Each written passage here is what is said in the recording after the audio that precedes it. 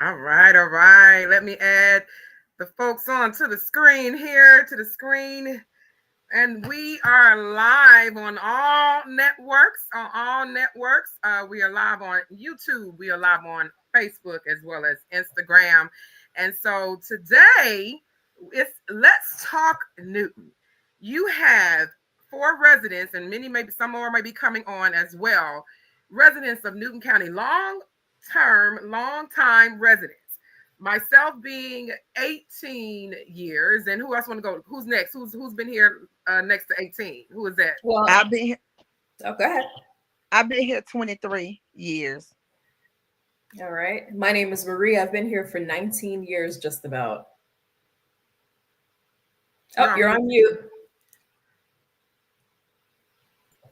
My apologies. My name is Tiffany, and I've been here approximately 24 years. So you have residents that are on tonight that have been long-term residents of Newton County. That means we have been tax-paying, law-abiding residents of Newton County for years. Not only have we paid property tax, we have paid school tax and sale tax, contributing to the budget of the county and the school board. And some of you who stay in the city limits pay multiple taxes. So we're coming on tonight having a conversation. Instead of just complaining, we don't complain. We try to find solutions and we talk about the situation. So we're coming on tonight to discuss some various issues because, as we know in government, we believe, because all of us are educated women on this platform. You have various levels. You have postgraduate. You have electricians on here. You have all of those array of education on here tonight. So when we are speaking, we're speaking from experience. We are also speaking in regards to our livelihood. All of us are mothers. So we have had children in the school system, and we have contributed. We have volunteered in the school system. We have volunteered all around. So when we come tonight, we're speaking from our point of being taxpayers. And so we have an array of things that we want to talk about. And one of the first things that we want to discuss, and you all could just break in and talk about it. This past Tuesday, we attended the Board of Commissioner meetings. Now, we are regulars that attend the Board of Commissioner meeting. We stay engaged with our community. We stay informed with our community. We pay attention to what's happening within our community. We fight for things that have nothing to do with us. As Marie stated at the last Board of Commissioners meeting, she said, I don't even have any more children. Majority of her children are grown. She just has one teenager. I have no children in the school system.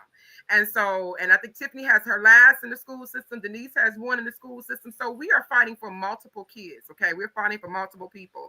And one of the things that we're speaking about is the Law and Leadership Academy. That's our first topic, the Law and Leadership Academy. Now, do you want to take that away, Marie, and kind of go there and talk about that law and leadership?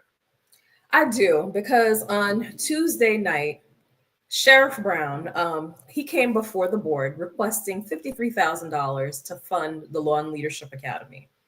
Now, there was a delay. He did come late, so they did note that. But immediately, as he began to speak, he was getting scrutinized.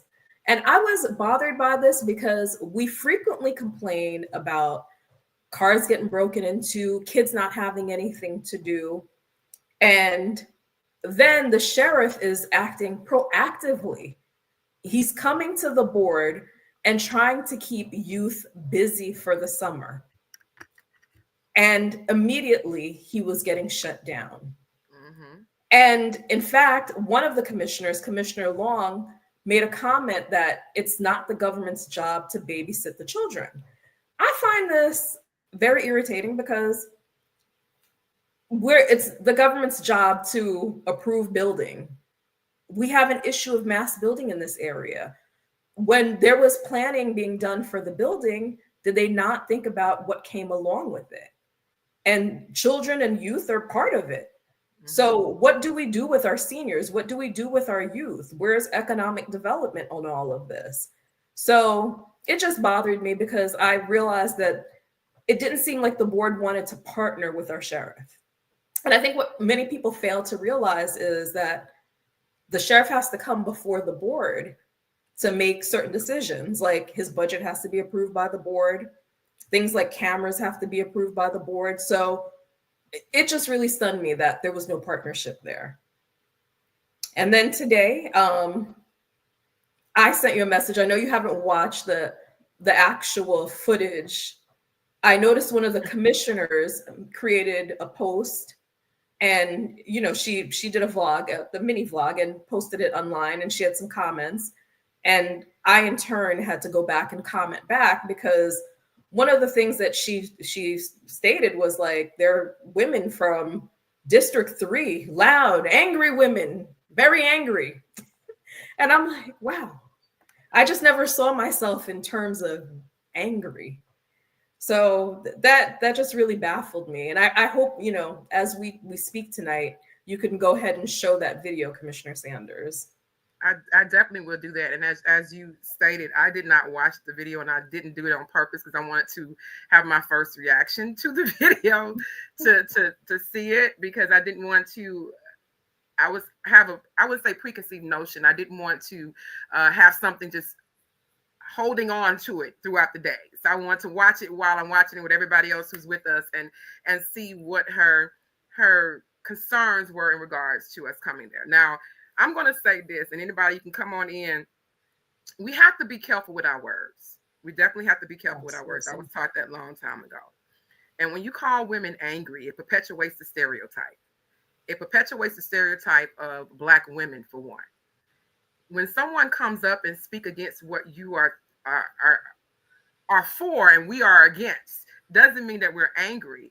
We have a voice. We have a say-so. We're very intelligent. We have our own minds. We can speak and say what we feel and say it intelligently and speak it intelligently and not come across angry. So we have to be very, especially when you're in leadership. If you're in a leadership role, you have to be very careful with the words you use when you call your constituents, for one. Yeah. And you have to be very careful with the words you use in general. So with her saying that, I felt like it was almost a tactic to try to shut us down or sow division. And I don't think this is the time for division. I think like the community needs help. In fact, yesterday I was coming home from Kroger and I was telling Denise this. I noticed that there were 3 kids at our pool, and they walked away from the pool because we had to close the pool due to the storm. And as they exited the pool area, they walked in the center of the lane on Jack Neely Road. I was so shocked. I literally stopped my car to look at them because I'm like, these kids are walking in the middle of the roadway and a car could be coming. There's sort of a blind spot as you come across the curve. And I just couldn't believe this. And this is the reason why we need things like law and leadership, because if they had something else to do, they wouldn't be out like that during the summertime in a neighborhood that they don't belong in, trying to get into a pool where they don't belong in that pool. Mm-hmm. And I just don't understand what they can't understand about that.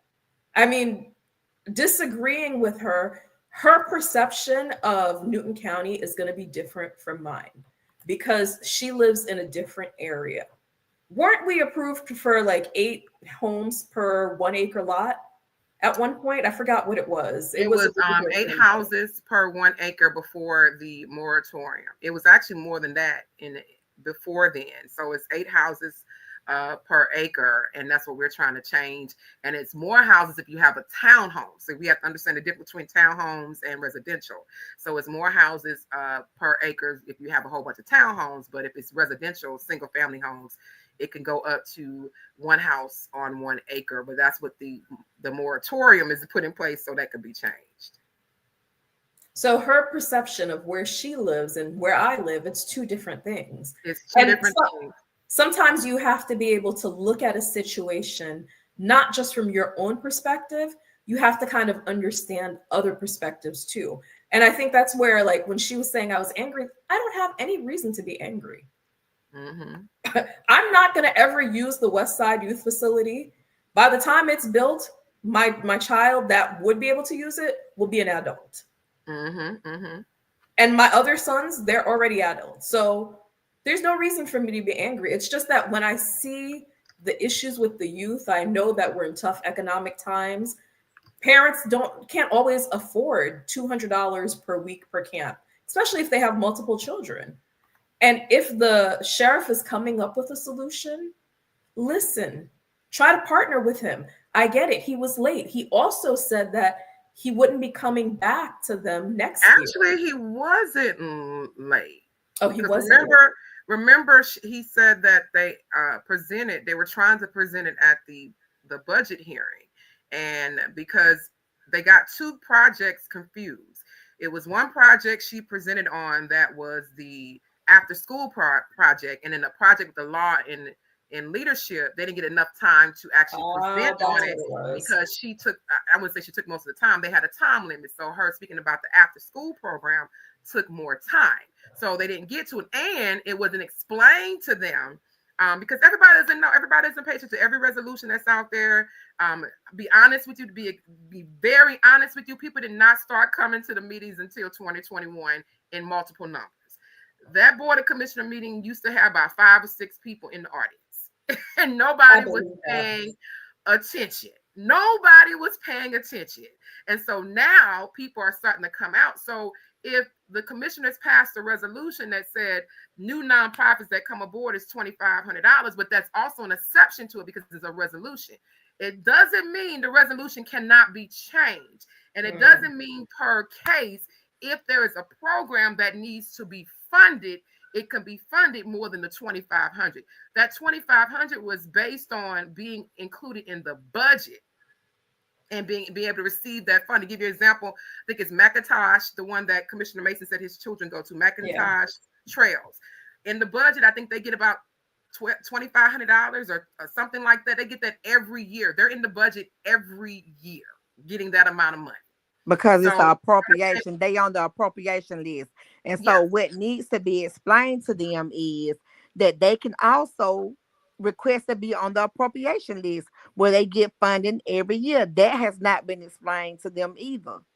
Well, you have to understand when it comes to government, do they really want to explain that to people to get them on appropriation list? And I'm going to be very candid and very honest. So going back to that, I think one of the things was that she said it was her program and they don't know if it was the sheriff's program. And I talked to her today. Matter of fact, I talked to her and I asked the questions and she said she never said that was her program. She stated from day one that she was partnering with Sheriff Brown. She said she even said at that prayer vigil, she said she was partnering with Sheriff Brown. And even in the hearing, it says she was partnering with Sheriff Brown.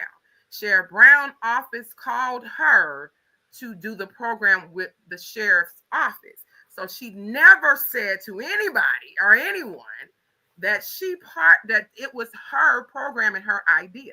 She partnered, and speaking to some of her staff, they told me they thought it was a great idea because it gave them an opportunity to get tailor-made on a larger scale and reach more kids in the community, because they've been around for like 7 or 8 years. So to reach more kids in the community, I can tell you when I first became a commissioner, I did some volunteer work with TaylorMade. TaylorMade used to do the high school giveaway where it was giving underserved high school students flat screen TVs and everything they needed to put in their door. That's I have awesome. pictures and videos of that on my Facebook page. So she's been doing stuff like this for a while. Okay. I hadn't heard until Tuesday. That was my introduction to her. Mm-hmm. That was the first time I heard about that program. Yeah. And today I started to follow their page. And the organization has a great reputation in the community for filling gaps that in services for our children and our youth.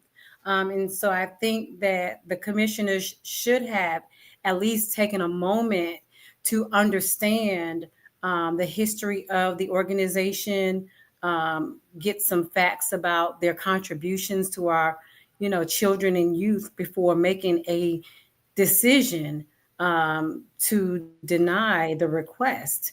And I read some comments, also that stated, Commissioner Mason said that his child was in another program. What about this program that people are desiring to put their children in? We didn't ask about another program. We were specifically asking about funding for this program because this particular nonprofit, TaylorMade, and Sheriff Brown have a great track record in the community. And we can have confidence when we put our children in that program that they'll be well taken care of and that there will be a focus on law and leadership, the title of the program. Yeah. And as you mentioned, Tiffany, safety. We know they're gonna be safe. As I stated on Friday, on Friday, so I want to make sure I put the disclaimer, this information out. I was asked to teach on Friday after the Board of Commissioners meeting to volunteer. So I received a call on Friday to come teach today. To teach a government class, myself and another city council person, Councilwoman Sharika Davis. Both of us were asked to teach today. And so I had nothing to do with the presentation that was on Tuesday. I was asked on Friday. And so, you know what, Commissioner Sanders, it's so funny that you're making that disclaimer because I often feel I have to make disclaimers myself because when I come to meetings and I say something, I see online that I'm a follower, that I'm your friend. And then I have to make the disclaimer like, I only met Commissioner Sanders. Like I was introduced to you a couple of times as the commissioner, especially when you helped our community get our roads paved. But I really didn't become friends with you until like October of 2024, because I remember we went to a meeting and we sat at the same table because we were Newton County residents and they tried to break us up because they were like, you guys are all friends. And we're like, we actually know each other's first names, but we don't know each other. Right.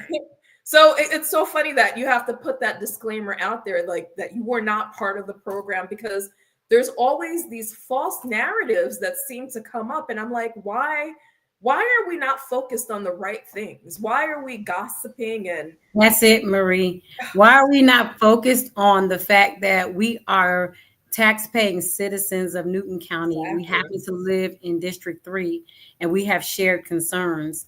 That's the common thread there. Yeah, that's the common thread. That our voice is going towards our tax dollars, with how they're being allocated. Has nothing to do with friendship. I too sometimes feel like I have to validate, how I know Commissioner Sanders. Had no idea who she was before she started campaigning in our neighborhoods. And I knew it was time for a change from the former commissioner who did nothing. For 12 years. Anyway, I want to refocus. I appreciated the fact that someone had entered the arena that was willing to listen and address my concerns. So that is the connection, and that's the only connection that we need to be concerned about. And so comes now today, even as she is not a current sitting member or commissioner, she still is concerned about what is going on in our community, how it impacts our children and our youth, what services are we providing, and also addressing other concerns, unfinished business, as I call it. Mm-hmm. She's still concerned, giving her free time, free services, a listening ear to those in the community who feel underserved and underrepresented. Thank you for that. And so we discussed how there. I guess we'll play the video in a minute of Commissioner Long and her statement in regards to us speaking at the BOC meeting. And I want to put out there, I didn't even truly speak on the Law and Leadership Academy. I was addressing Commissioner Henderson and giving him his flowers and thanking him for standing up for the community and being that long ranger. I did make one statement that a question was asked, how are we going to fund this, when you had your entire staff in the back of finance, when you could have asked them a question of how we can fund this and what's in the budget. That is your finance director's job. That's why they come to the meetings. Supposed to be at every board of commissioners meeting, because if there's an issue with finance, the board of commissioners can go directly to that finance director if the county manager does not know, to find out what's in the budget. That is the job of the finance director. And I believe the other individual talked about our parks and rec that's in District 3 that hasn't been done, in the sidewalk. So we really didn't even address. And so to even say, and I haven't watched the video, but I heard from some of you all about the 4 women who came, 4 angry, got to make sure I put that in, 4 angry women who came to the Board of Commissioners meeting. That should never come out of an elected official's mouth. Should never, ever come out of a mouth. So I felt that comment was made just to stifle our voices. Oh, yeah. And to make us comment. And also to make us comment. To make us say something. But we're going to continue to come and voice our opinion, because we taxpayers in Newton County. So if that was a scare tactic for us to go away, and this is the thing, Commissioner Long was the main one who stated that, oh, y'all don't have to keep coming to the meetings. Y'all going to get that community center. Yeah, she did when she got elected. She definitely said that. How could you make that statement if you did not know that the money and the funding was there? You had to have known that the money was there. And I guess she thought that we were going to follow her lead and do exactly what she said. Stop showing up at the meetings. I've been coming to these meetings for over 6-7 years, over 10 years, to be honest. So there's no way I'm going to stop coming to the meetings, because I want to be informed on what's going on in my community, to take it back to the people that cannot come to the meeting, especially the elderly people that don't have a clue of what to do and what's going on. Mm-hmm. I feel like the past year, just by attending the meetings, it's been like a whole school year for me. I have learned so much about government, because I've actually started going to Rockdale's town hall meetings monthly that Rep. Rhonda Taylor holds. So I've learned so much about different levels of government. I've talked to Republicans. And you know what? And even with Commissioner Long being a Republican, her stance is so different from some of the other Republicans that I've actually had a chance to engage with. Like, I remember there was one Republican that I was having a discussion with, because I'm a Democrat. And he said, at the end of the day, it's important for elected officials to listen to their constituents and make decisions that are best for the most people. So if we're speaking, why is it bothering you? Like, it should be your opportunity to listen and learn and understand where we're coming from. So, Commissioner, and to piggyback on that, Marie, if we are to be a one Newton, which is the slogan, everybody's Absolutely. opinion should be valued, should be listened to, should be considered, and should be addressed. I mean, don't just listen to my concern and don't circle back to my concern as if, I heard what you had to say. No, I want to see action on the initiatives for my community, just like other communities, if we truly are to be a one Newton. That has been my argument, or my concern, don't want to seem angry, but that has been my concern from the time that I started participating around 2022 or 2022 or 2023. Where are our tax dollars? Why are they not being utilized to benefit the community in which I live in? Why is my community lacking the resources that other communities have? And why should I have to leave my community to go walking on a walking, path? to have sidewalks so that the children who miss the bus don't have to traipse through tall weeds in order to get to Newton High School, things that would never be accepted in other communities. So if we are to be a One Newton, I think that our opinions, should be considered, should be listened to in a sincere manner and addressed. I agree. So we're gonna get into this video here, and I'm watching it for the first time. Okay, so let's see. I would like to say one thing before we look at the video.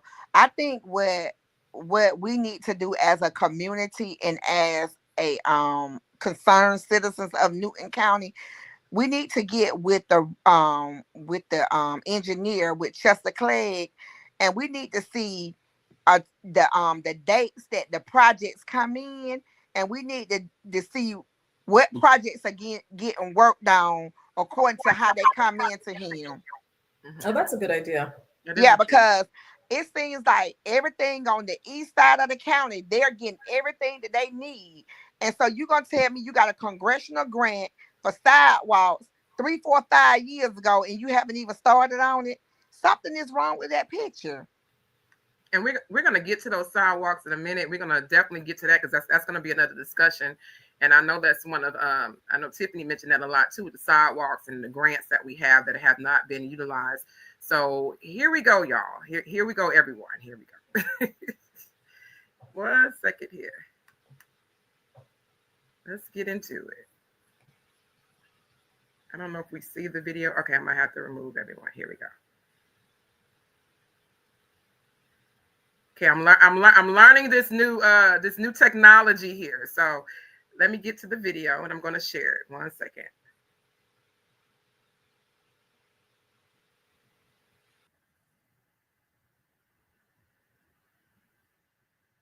All right, here we go. Let's share the video.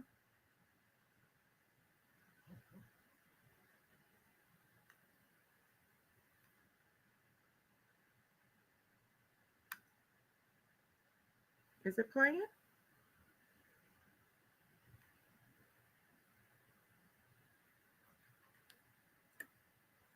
Oh, I don't think the video is playing here. I don't know. Let's see.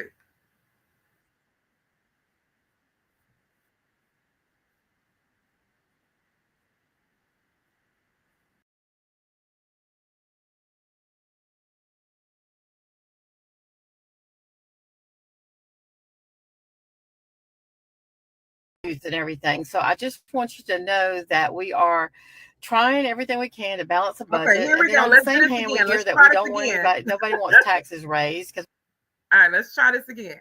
Here we go.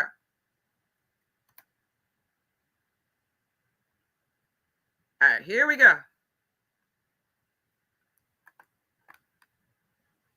Tomorrow night at 7 p.m. in the courthouse, the Newton County Board of Commissioners will be hearing from citizens about the budget. And, we hear from several citizens that come every single meeting, and they tell us that they want more parks and recreation, and they want more services for the youth and everything. So I just want you to know that we are trying everything we can to balance the budget. And then on the same hand, we hear that we don't want nobody wants taxes raised, because we're all in a budget just like you and I are. So we're trying to do the best we can with that and balance it out. But we need to hear from the citizens that are concerned about their taxes, going up, and that they want to have commissioners to have fiduciary responsibilities to them. And that's what we're elected to do. Big controversy last week was the sheriff's department asking for $53,000 for a camp for kids that was with a nonprofit. We have a policy that nonprofits only get $2,500 if they're approved. So that was the stance that we took. We have several people that are angry and reaching out to us. It's probably about 4 or 5 people, but those are the ones that screamed the loudest, and they think that we should have funded the camp. Personally, I have heard from probably 45 citizens that say, thank you for standing up and do not fund projects that are not budgeted at the last minute. If the sheriff's department has a huge budget, they spent $19 million And if they want to have a camp for kids, I love it. I appreciate it. And I think it's great. We need to do everything we can for our youth. But we cannot fund every single nonprofit project that's out there. We are trying to do the best we can with what we have. And then I know the seniors want tax relief from the school system. We can't do that right now because there's so much money being spent. And I do think there's a lot of waste out there. So I think that we should have more people show up tomorrow night, tell us how you feel, tell us that you do not want the taxes raised, that you want us to keep a tight budget and have a fiduciary responsibility to our spending. I would love to hear from you. Reach back at me. You can do it on Instagram or Facebook, whatever works for you. And we look forward to having a great meeting tomorrow night. Talk to you soon. Ooh, can I go first? Because I'm the angry woman. Okay. I'm one of the 3 angry women people. So I just have to preface it with, first of all, again, mostly adult children. So I'm not going to be using Law and Leadership Academy. Secondly, she stated that we go to the meetings frequently. We absolutely do. I mean, I have learned so much from these meetings, but 9 times out of 10, I'm quiet. I don't even say anything. I just go to the meeting to understand what's happening in the community, and I'll share it with the people in my subdivision if there's something that is really pertinent to them. In fact, in 2025, Tuesday night was the first time that I went and used citizens' comments. That's the first time I spoke in 2025. I haven't said a thing in 2025. So definitely a mischaracterization when statements such as the loudest and angriest. I mean, like, I've had conversations with Leanne before at the forum when in 2024, when they held the forum. I think it was at the center. Where was that forum? It was at the center. It was at the center. She sat right in front of me and her husband sat next to me. And we were just talking the whole time. So it's like, why would I be angry at you now, Leanne? Like, we can have, and sorry, I meant to say Commissioner Long, but why would I be angry with Commissioner Long? Girl. We can have different perspectives on things. So I just really was baffled by that. I remember at the UDO meeting, off of Highway 36. After the meeting, we were all standing around in the parking lot talking and joking around about signs and all sorts of stuff. Why would I be angry? And I'm like, this is really, it's repulsive, because if in 2021 you had no one coming to the meetings, that means no one was engaged. And now you want it to revert back to that? That's not what we want. We have a community that's growing. We need to be able to hear people's voices. We need to be able to find solutions to the problems that we're facing as we see this growth in this community. And to want to shut us down by saying things like loud and angry, I find that disgusting. One of the things that I wouldn't say bother me about it, because I mean, you have a right to speak and say what you feel. And I always say this, as a leader, you have to be careful with your words, no matter if you're going to do 1, 2, or 3 or 4 terms, whatever your plan is going to be. You have to be very careful. But I want to correct some things. I know she said that we want seniors want tax relief on their school tax. First, that's not a Board of Commissioners issue. That's true. Board of Commissioners does nothing with school taxes. That is your Board of Education. So when you go tomorrow and speak about the potential increase of the millage rate, do not mention school board, because there's nothing that the Board of Commissioners can do about school board taxes. You have to go to the Board of Education and speak directly to those 5 members on the board and let them know you don't want taxes increased. But they've already approved their budget at the school board, so that's already been approved for the new fiscal year. She talked about the $90 million in the budget. Now, she said that we want more parks and we want more recreation. That's not coming out the budget, what we're talking about. That's coming for grants that have been approved. And SPLOST. And SPLOST 2017. You know the law of SPLOST. when it's placed on a referendum, for those who don't know what that is, it's placed on the ballot and you all vote for projects you want to see in your community.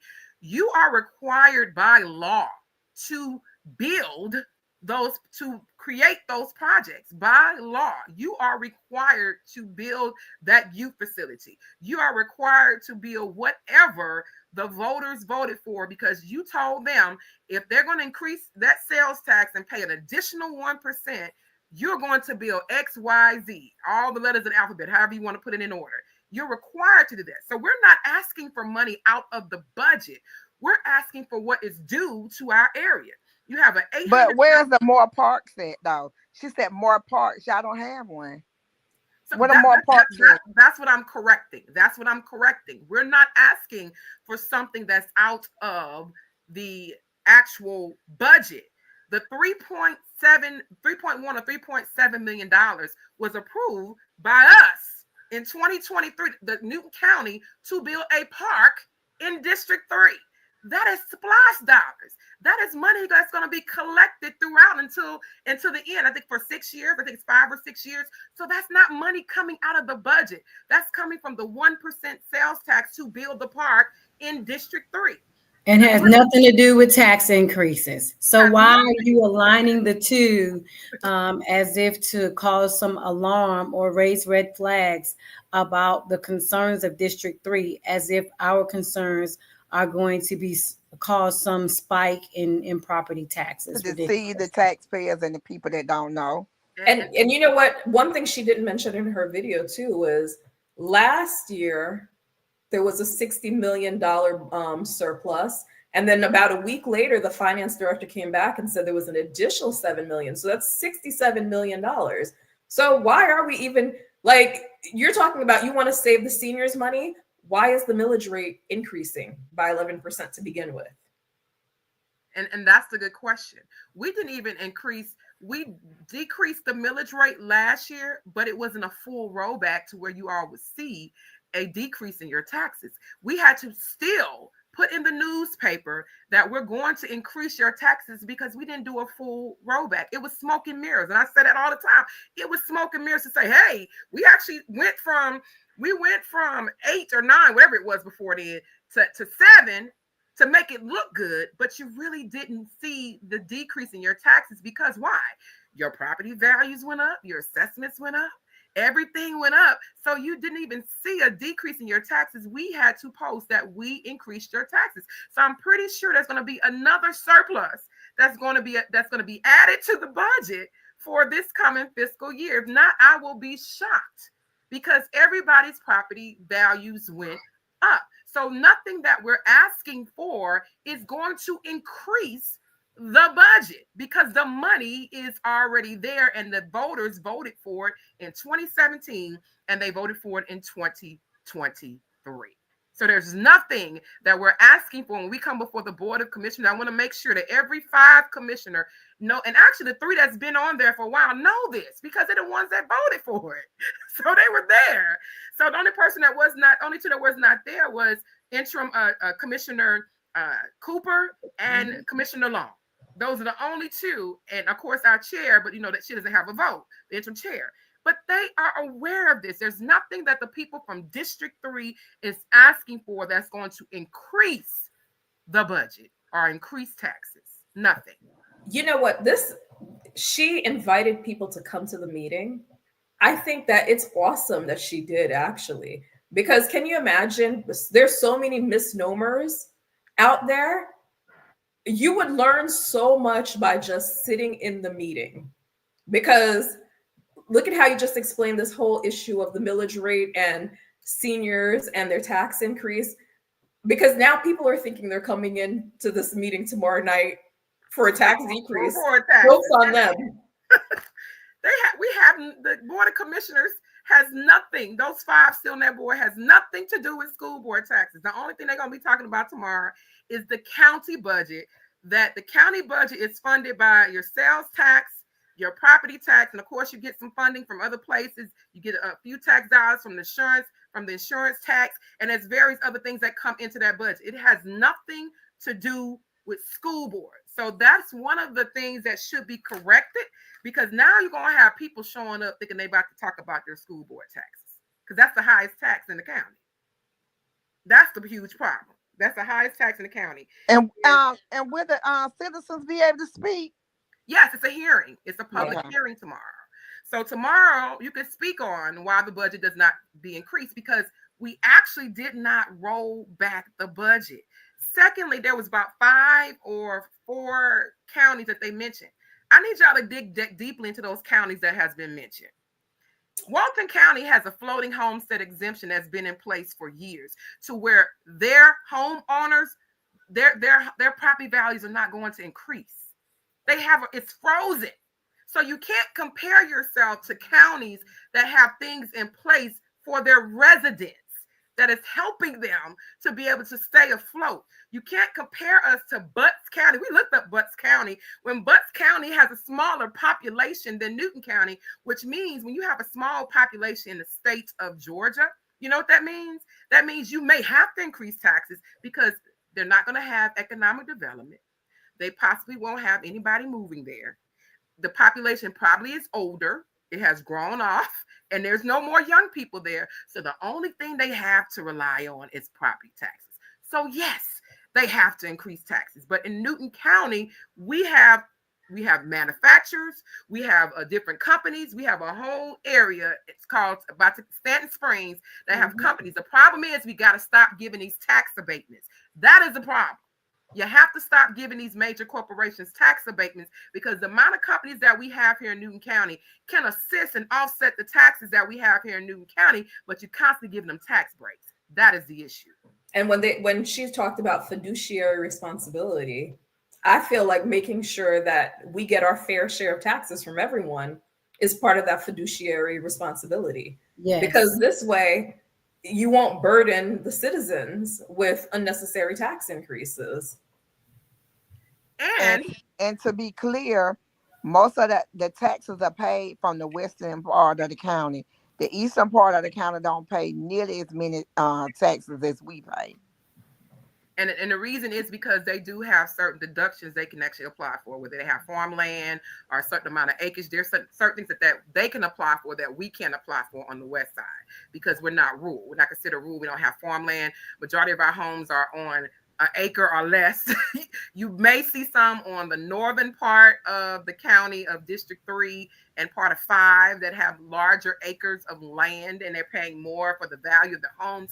But on the western side, we have small acreage. So they are not, we can't even apply for rural grants anymore here in Newton County, because we're not considered rural anymore, because of the western side of Newton County has changed the dynamics of the county. So that's a whole issue. Secondly, and I know it's going to go into Terry's dynamics right here in her area. Secondly, Newton County, I've been saying this for about 5 years. Where is the grant writer? You won't have to burden the people if we're constantly applying for grants, if we're constantly requesting. One of the things that I admire about the new CEO of DeKalb County, she was proactive, because she knew they received so much federal dollars for grants in DeKalb County, and they received so much money from the state, that she was proactive and made sure, she said, no more spending, because we don't know what's going to happen on the federal level. We may not get this money anymore, but they've been actively applying for grants. How much federal dollars can we say that Newton County really has applied for, besides the congressional grants? Zero. We have to have a grant writer that's in place. There were so many grants that came in 2021 and 2022, and we dropped the ball and never applied for them. How I know? Because I sent majority of them to the county. So there's so many grants that we are not applying for. We want to offset taxes, and we want to offset the burden on the taxpayer. We need to be applying for the money that is out there. We were supposed to apply for that block grant 3 years ago. Representative Doreen Carter, when she was representing Newton County, had Newton County and all the areas that she represented. Rockdale, I was the only one that showed up for Newton County. All of Rockdale board was on that call. Their chair, they were all on the call. Their county manager was on that call. I was the only one from Newton that showed up, and the whole entire board was invited. And she was trying to help us apply for the block grant that comes from the community development. And so we have not applied for the block grant that gives us money consistently every year. There's many grants that's out there. Even when we did the homeless, we were out there going and help the homeless. There's a grant to help the homeless. And she said to us, you guys have never applied for the grant. Why have you not never applied for the grant? The money is there. We are not applying for those dollars that are out there for us. So we can't say we want to save money for the taxpayers and we want to hold tight to the budget now when you had resources to apply for those things. You had the resources. Terry, you know, we're waiting on you to talk about that West Side facility grant. I mean, I'm chomping at the bit here. Since I've opened the door to the grant. Let's go to No, before Terry even gets to the grant, though, there's SPLOST dollars that have not cycled back to District 3 that are owed to us. And I don't want to misspeak because I'm not well versed on all of the money that is owed to District 3, but we did speak of sidewalk grant money. What about the SPLOST dollars, the 2017 SPLOST dollars? And I'm not even sure if it goes back before 2017, but I know that 2017 SPLOST dollars that were earmarked for projects in District 3. And it's like, who do you talk to? Nobody wants to hear it. And if you try to bring it up as a topic of conversation, then they want to paint you as angry or aggressive. No, I'm disappointed that you are receiving my concern as angry or aggressive. But who in their right mind would accept the fact that your SPLOST dollars are just out there and waiting, holding a holding pattern because whomever is responsible for the development, or somebody mentioned Chester Clegg, whomever is responsible for ensuring that the projects are started is not doing it, then there's no follow through from the board. And so I just don't understand. There are other districts that also attend the meetings and they are consistent with their concerns. I think it's so interesting that you just mentioned other districts that attend the meetings, because she has no issue, like Dave Norton. And I really respect Dave. I appreciate him because he's not a gatekeeper when it comes to sharing information. He shares with all of Newton County so that we're all aware, we're all on the same page, and we can all hold our elected officials accountable for making good decisions on behalf of the constituency, which is all of Newton. And so I just don't understand why it is that a select few are painted as angry or aggressive, as opposed to there are, in addition to Dave, there are some pretty consistent people who attend the board meetings, whether it's planning and zoning, whether it's the board of commission meeting, whether it's solid waste authority, whatever it is. There's some people who attend those meetings pretty regularly and voice their concerns. And I've not heard them labeled loud or aggressive. I don't know if you recall this I want to say it was in July. This was like, I was still a newbie at attending the meetings live because I had always watched them on YouTube. So a woman comes in during citizen comments and she was on a rant. She started accusing Stan Edwards, who's the commissioner for District 1, of running drug houses and attempting to kill her children. Why wasn't she called angry? Where was the video on that? I mean, why are we being called angry? I make one comment. 3 people talked about Law and Leadership Academy. And all of a sudden it's loud and angry. Like we're swarming Commissioner Long, I just don't understand that. But yet you had a whole person making all types of accusations. I literally was sitting back in my chair. I didn't even know how to react. I'm like, I can't believe this woman is saying all of this in this meeting. Like, is this real? Is this a prank? Am I on a show? But it was real. And he sat there and he took it. I mean, and I've heard even at the Fulton County meetings, some of the constituents make songs about the different council members to one person made a song about cheating. but there's no videos about these people. They take songs that are popular and recreate the lyrics. But somehow I'm angry. I'm like, I just spoke for 3 minutes. How am I angry over the 3-minute? But you're angry, but people come before the board all the time to request funds that were not in the initial budget. Yeah, it's true. So Miracle League, whether Yeah. there's a building project and there's a change, order, people come before the board all the time with unexpected requests for months. And if there's a surplus, that doesn't amount to a tax increase, or that it's irresponsible to use the money in that manner. I'm just not understanding why it is that it's so difficult to hear and accept some requests and to flat out just dismiss other requests. It's not only just flat out dismiss it, it's the disrespectfulness, like the way that the sheriff was being spoken to. And I'm like, he is a constitutional officer. How dare you speak to him like that? Where is the respect?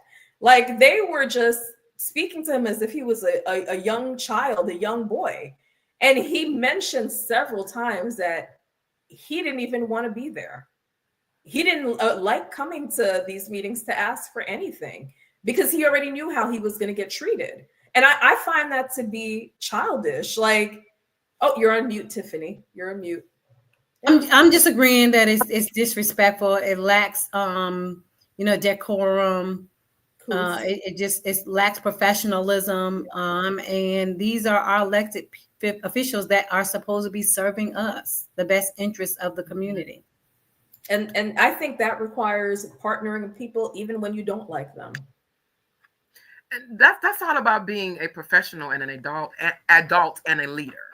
And I always say this all the time. There's going to be some people that you work with, you don't particularly care for. You don't like, they may not like you, you might not like them. But you, at the end of the day, you have a goal, you have a task, you have a job to do. The job as elected officials to serve the people, to make sure that everything is taken care of, is in place, and to manage the budget as well. So that is the job. And you are put in place as a leader. So that means that your constituency, I wouldn't say followers, but those who voted you in office and those who may have not voted for you in office, you still have to work for them, whether or not. If you're going to sit up in a seat, it all comes with the job. And I believe that people use certain tactics as cop-outs, because they don't want to admit that they're wrong. They don't want to take the accountability. They don't want to be seen as, oh, well, she was right, she was wrong. Give you an example. There was a statement made by Commissioner Long, and it's not just picking on Commissioner Long. You just were the ones who were saying all these statements at the meeting, okay? And so there was a statement about the $4 million grant that she said it was applied. She said it was applied for wrong, and I was told the money is not there. Now let me say this: as a commissioner, as an elected official, there's something called records. And there's something also called open records. When you're an elected official, you have access to those records in order to be able to do your job. If you don't know something is occurring, you ask the county clerk for those records or the county manager. If they don't give them to you like they're supposed to, you do an open records yourself. And that, I wouldn't say forces, that makes them responsible to give you the records. And also, there's a lot of videos with consultants who came aboard to man the money. So to say you don't know if it was applied correctly, let me explain this. And Terry, please comment on this. Nobody's going to give you a federal grant if you did it wrong. Can I say this though? $4 million, award you $4 million if you did it wrong. If it was illegal, let me tell you, I would be the first. Why don't they have the attorney address it then? Because he's in the horseshoe when they're speaking. He's not. That's just been his demeanor. He's going to do whatever they tell him to do, which it shouldn't be. I've had this Patrick and I have had these conversations one-on-one. We've talked. And I said, Patrick, I think that you play, I said this to him. I said, I think you play favorites with certain commissioners. I said this to him. And he said back to me, he said, I was told that before from my previous county. And I said, well, if you were told that before, then if we were told something 3 or 4 or 5 times, sometimes we got to look within ourselves to say, well, maybe it does. You may not think you're doing that, but the perception is there. So we have to look and say, okay, the perception is there. So maybe I am looking like I'm playing favoritism, or I'm only going to answer certain people. I'm only going to get on certain issues. So you have to pay attention to that. So him and I have respect for him on a professional level because I have conversed with him, but I do and agree with you all that I believe, this is my opinion, that the county attorney needs to get a little bit more involved and provide the legal. Yeah, I definitely think during the meetings he should have a time, because there's so many rumors surrounding this West Side Youth Facility grant. Address the rumor. If it's illegal, state it in a meeting. So Terry, can you? Terry is, and I'll let Terry tell you what she does. And all of us, like I said on here, are educated women. Okay, and so Terry is a federal grant manager. I might have your title wrong. So she is able to see the activity of these grants. Okay, so I'm gonna be quiet. And Terry, can you explain this to us? Okay, let me expound on this grant. So what was stated that there's no grant, the county didn't receive it. What the county does not have is a contract agreement. They did receive the award. When you apply for a grant, you get an award letter. And it will be done correctly, because trust me, if it was incorrectly, you would not have an award letter. So with that being said, they need additional documentation to execute a contract agreement. When there's no contract agreement, there's no actual funds to be reimbursed for expenses associated with the project. So when it's stated that we don't have an award, no, you don't have the actual funds because you don't have an actual contract agreement, and you don't have that because the BOC is stalling. Somebody, the decision makers, are stalling to submit the requested documentation, such as line item budget, where is the facility going to be located, and the project narrative. Those are a few items that are needed to execute the contract agreement. And the county is just sitting. $4 million going to go out the window real soon, because you have the current administration in the White House cutting essential programs. I know this. I've been working in federal grants, still do, for over 20 years. They are even holding up our payment requests, asking for justification, just foolishness. So I won't be surprised if the county receive a letter within 90 days rescinding that award letter for the West Side Youth Facility due to the inaction of the BOC. Now, this begs to say that the Youth Commission, they did not present that during their graduation ceremony. So did. the kids want that facility. So what are we doing? Are we going to just wait it out? So my question to the BOC, those sitting on there, is it because then Commissioner Elena Sanders' name is on that award letter?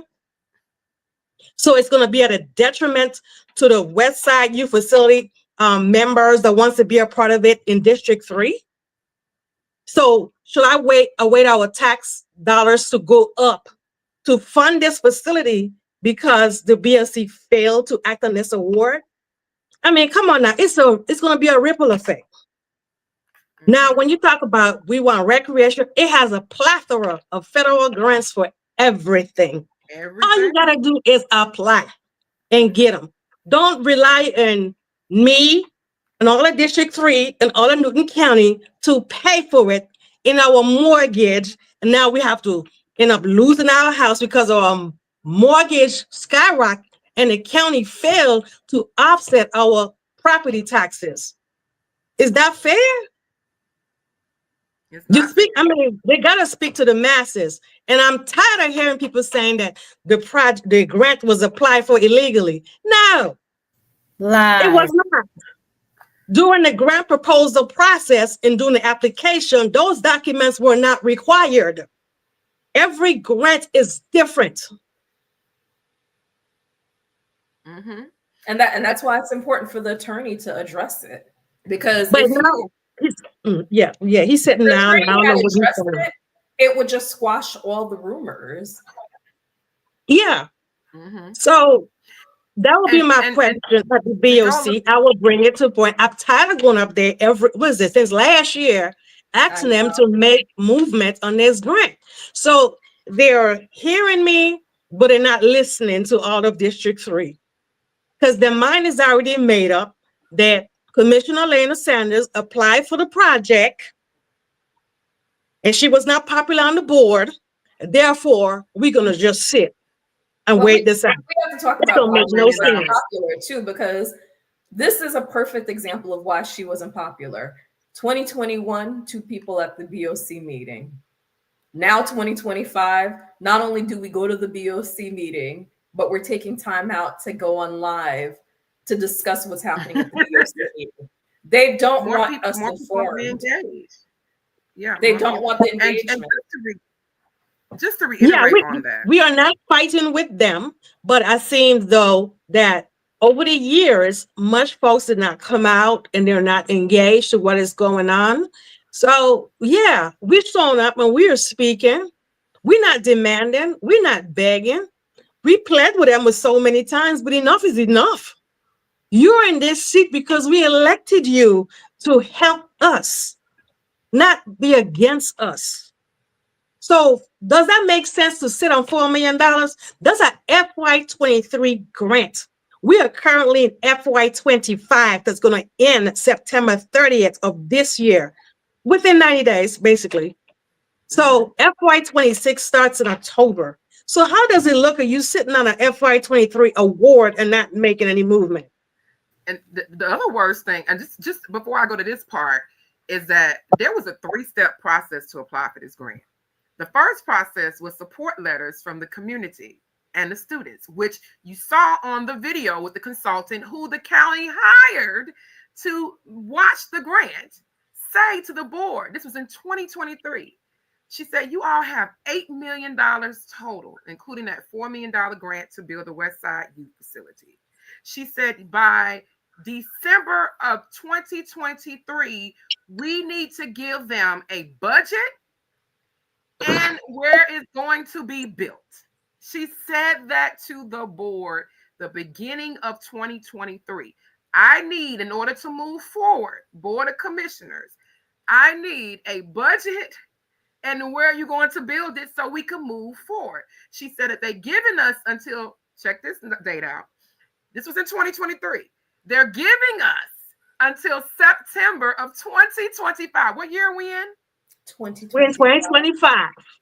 She said this to us in 2023. I post, if those who didn't see the video, it's on my page right now.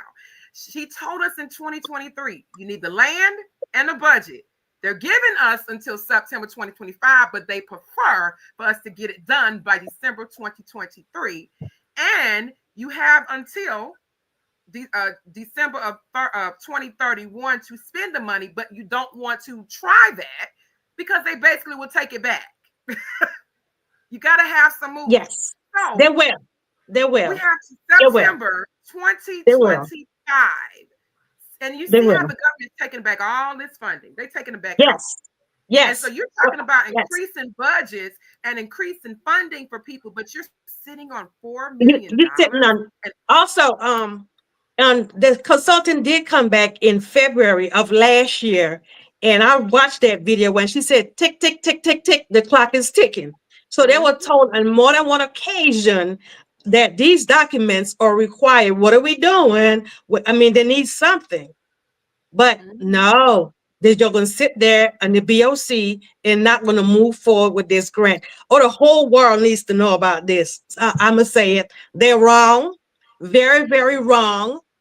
So once again, to offset these expenses in the recreation, Commissioner Long stated in her live that taxes will go up. Why? If we have grants for that. So doesn't make no sense to me. Why would you increase my property tax to pay for recreation and you have million grants out there to take care of that. And the recreation is needed. But before you move, Marie, before you move, let me explain something. Okay. Terry is not angry. That's passion. Yes. Well, it's passion as related to being ignored and just neglected for so long, and you become frustrated, not angry, and disappointed because nobody's hearing your concerns. That's right. Or they just really, as the kids say, they're just playing in our faces. That's right. That's right. Commissioner We have SPLOST money that has not been spent.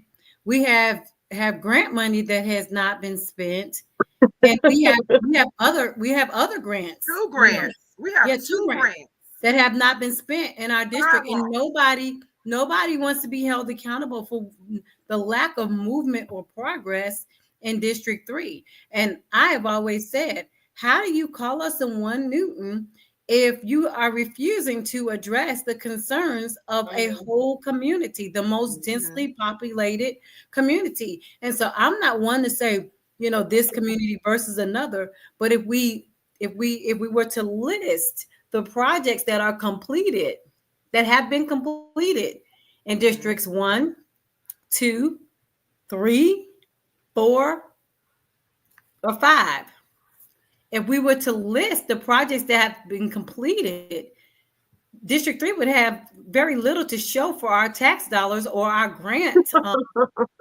awards, anything. We have nothing to show for it. So I would say, let's go ahead and list, let's line it up. As the kids would say, let's line it up, because let's go ahead and list the accomplishments by Newton County Board of Commissioners in each district. From, I'll say, go back to 2012. You can go back, further than that if you want to, but let's go ahead and list it and see why we are so concerned and passionate about the lack of progress in one district. It was stated that when each district got that $495,000, every district has used theirs except for District 3. Right. And that's the issue that I have. They're trying to create this new narrative that the West Side Youth Facility, which is just a name, is supposed to be for all of the West Side and not District 3. No. I was provided with the documents. The receipt keeper was provided with the documents. And I had commissioners that were on that board during that time, which Commissioner Henderson's still there. He said we all came together and voted to where each district got $495,000 at that time. Of course, in 2016, that was some money, enough money to build something. Right now, that's nothing. To create a project within their district. You had District 2 who did the skate park, and I want to say it was that water thing. What's the name of it? The kid water thing? Oh, the splash pad at Denny Dobbs. And a splash pad. Okay, I think it was a splash pad. Okay, that was their project. You had District 4 did Nelson Heights improvements and so forth. District 5 was Spring Hill Community Park, which was created during the same time as the 2017 splash. And guess what? They have their park. It was grand opening last year, and I saw them doing boots on the ground at the park 2 months ago. Okay, they have their park. Okay, so why does not District 3 does not have their park when all other communities, and District 1, Commissioner Edwards stated that he gave his money to, I want to say 4-H. I might have the organization wrong. He wanted his money to go to somewhere else. It was an organization. It went to the animal shelter, but the animal shelter. I can't remember exactly, but I know it didn't go back in his district. He used it for something else. But he didn't use it. His predecessor chose to put it there. Okay, so whoever the predecessor, whoever District 1 decided to do whatever. So each commissioner had the opportunity to decide where their $495,000. So why is it an issue? And you're now trying to say that the West Side Youth Facility doesn't belong to District 3. Why are you saying that? There was a reason why, and we paid almost $100,000 for a consultant who redid the master plan for the county, who said where it should be, because it said District 3 has the most youth and the mostly dense and mostly populated when it was done at that time. So the reason why I'm constantly saying District 3 is mostly dense and was the mostly populated, because it came from a consultant who did the research, who we paid almost $100,000 for. And it's also in a document called the Parks and Rec Master Plan, where all these things are supposed to go. So we always want to talk about, we need to go with the subject matter expert. That's why I always hear. So why are we not going with the subject matter expert now when it comes to District 3? So we wasted money on a consultant with no progress, basically, right? Remember, that was when we went to the West Side facility, West Side Sheriff's Office. Yeah, I know. I was there. I was there too. Yeah. And you put your stickers on there. You voted for what we had two of them. The first one was to vote for the amenities that you want to see inside the facility and your park. And then the second one was to vote on where you want the park to be located. There was one also for a pool or something like that. That was the one you picked the amenities.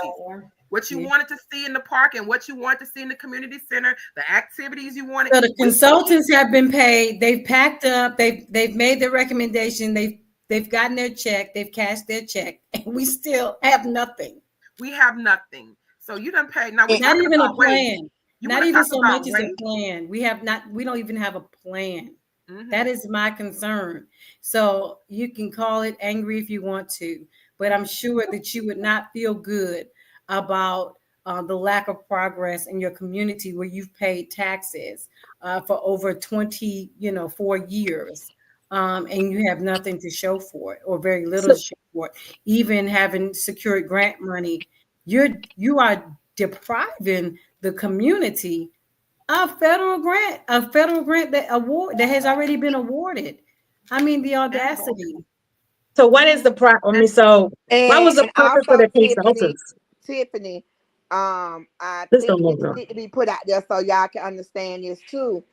There also has been appraisals done on several different pieces of land, and that land that's on the corner of Brown Bridge that used to be the old Oaks golf course.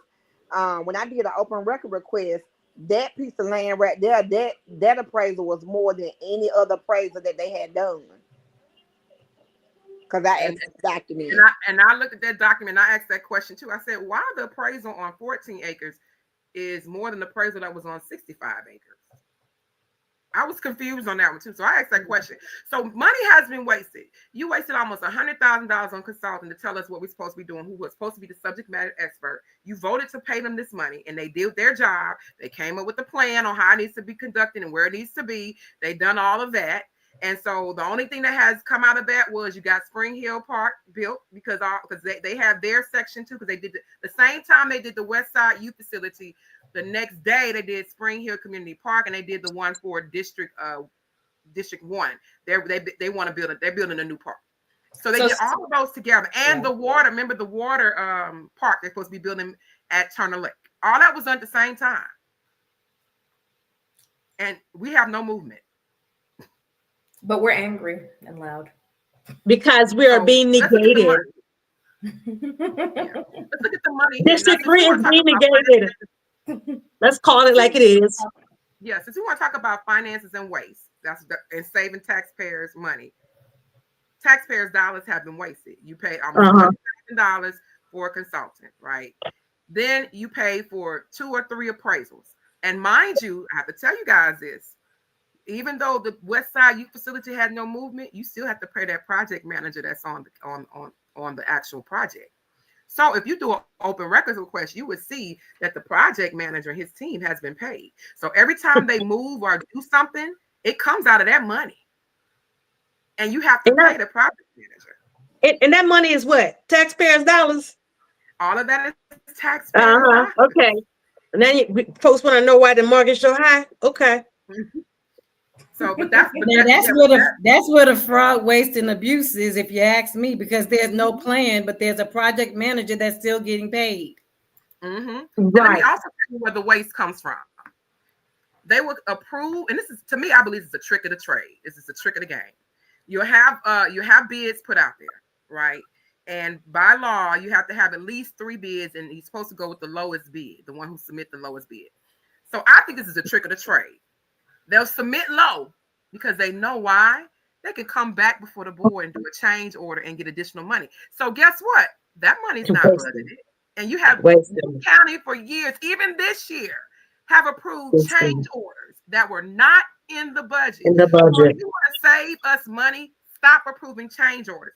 Tell these consultants, give us the real numbers, because we're not going back and giving you more money. You better make with the project that you have and the funding that we approved from day one on what it was going to cost you to build this facility or build whatever you're doing, a road or whatever. And that's it. We're not giving you any more money because we already budget for X, Y, Z.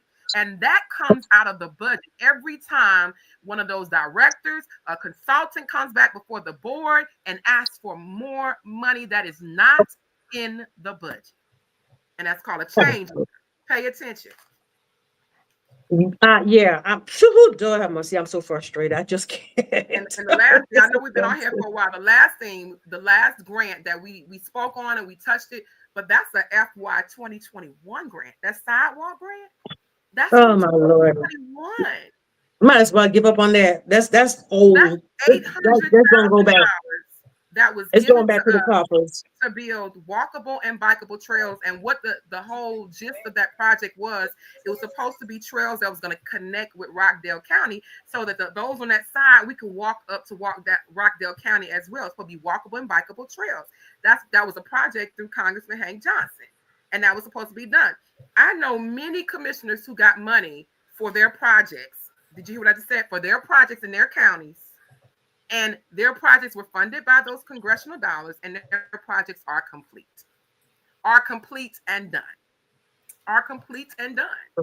Now, I don't want to keep picking on Commissioner Long, but she did say, why can't we drive to the other districts? And I find that sort of offensive. Well, we can't drive to give us a cut to drive. I do go to Cricket Trail sometimes during the weekends, but on a weekday after I've been working all day, why should I have to drive to Cricket Trail? She out of pocket to ask that question. As a taxpayer, you shouldn't have to drive 20 minutes. Wait a minute. 20 miles. Or 20 miles. You that question. Sorry. No, that was one of my things that was one of my initiatives when I ran my first year. It was Parks and Rec. I actually drove from each park in Newton County to see how far it was from my house. The closest one was like 20 minutes. The closest one from my house, and we all live in the Fairview corridor. The closest one was 20 minutes. Which one? Denny Dobbs? Denny Dobbs was the closest. And Denny Dobbs and Turner Lake were kind of like even, because we're like in that middle. It was kind of like what and what. And I have to be honest with you though. I used to go to Denny Dobbs. Even most recently, I was at the Porter Memorial Library because they're the only library in our county that opens on a Sunday. And typically I would stop by Denny Dobbs and walk around. But it's been very hard for me to stop by Denny Dobbs because of the recent violence there. I mean, I don't know who's going to be watching it, who's related, but it is, I can no longer go there. Let me tell y'all, when I was getting my statistics and my information from the students when I was first doing this Westside Youth Facility project, I went to all the schools, kind of similar what the youth commission did. Is basically we just did it over again. I presented that same information, some of the things that they said, majority of the things they said, because I was sitting next to the Parks and Rec director because he has a copy of that, and I was like, that's what I did in 2022. He was like, yeah. Everything these kids said was almost exact same thing that I did in 2021. And so I talked to these kids in 2021. Do you know what they said to me?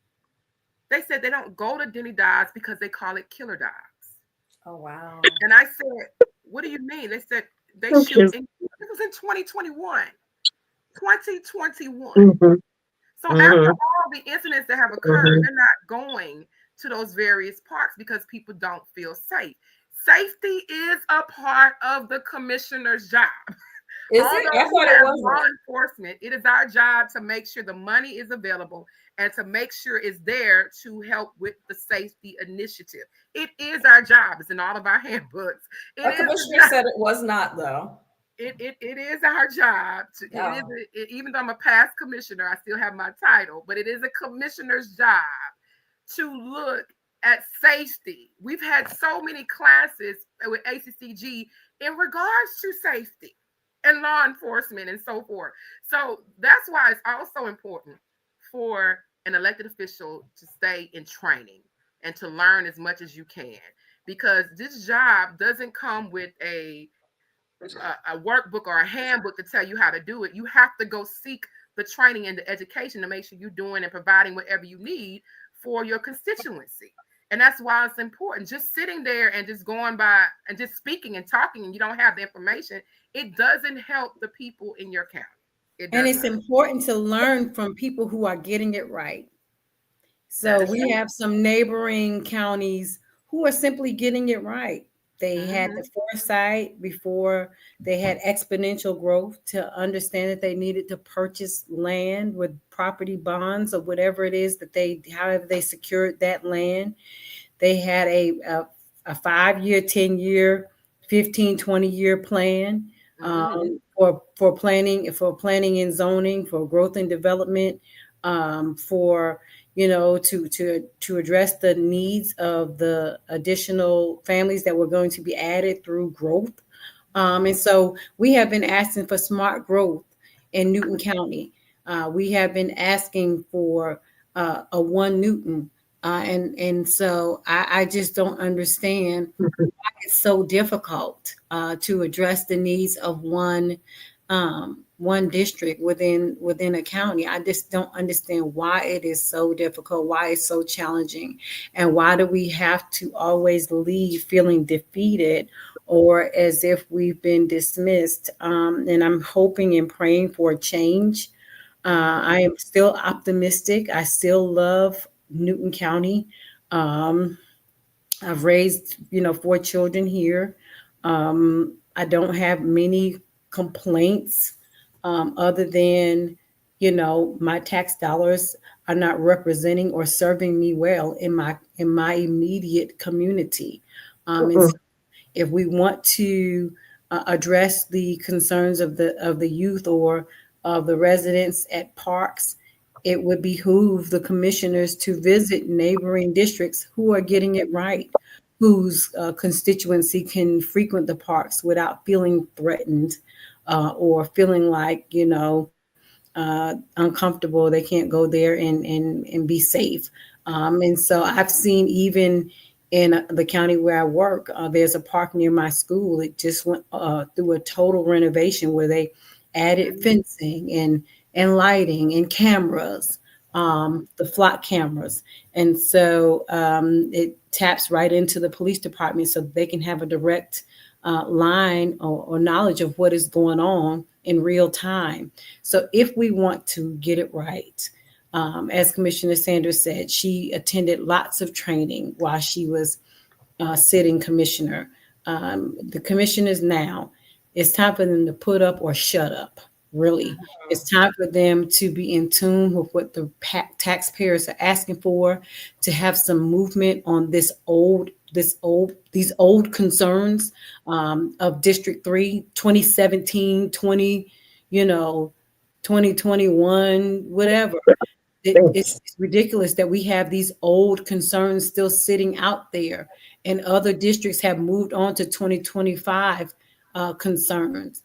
And so it's their responsibility. District 1, 2, 4, 5. If District 3 is lacking, it's all of your responsibility to address our concerns. It is not incumbent upon the District 3 commissioner alone, although I feel like Mr. Cooper could be a better voice for the constituents.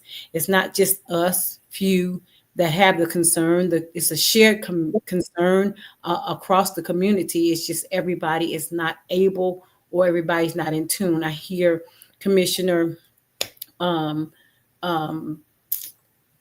her name? Long. Commissioner Long in her Instagram post was kind of blowing the dog whistle to call people out who are concerned about, I've been contacted by people who are concerned about raising taxes or whatever. You need to come to the meeting. Well, don't penalize the ones that show up.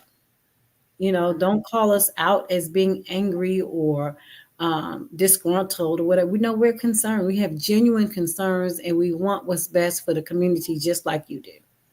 Exactly. And when I was in Toledo, Ohio last year, I was with National Association of Counties, NACO. And in Toledo, Ohio, one of the things was public safety and help deterring crime. And the things they mentioned was parks and recreation helps deter crime.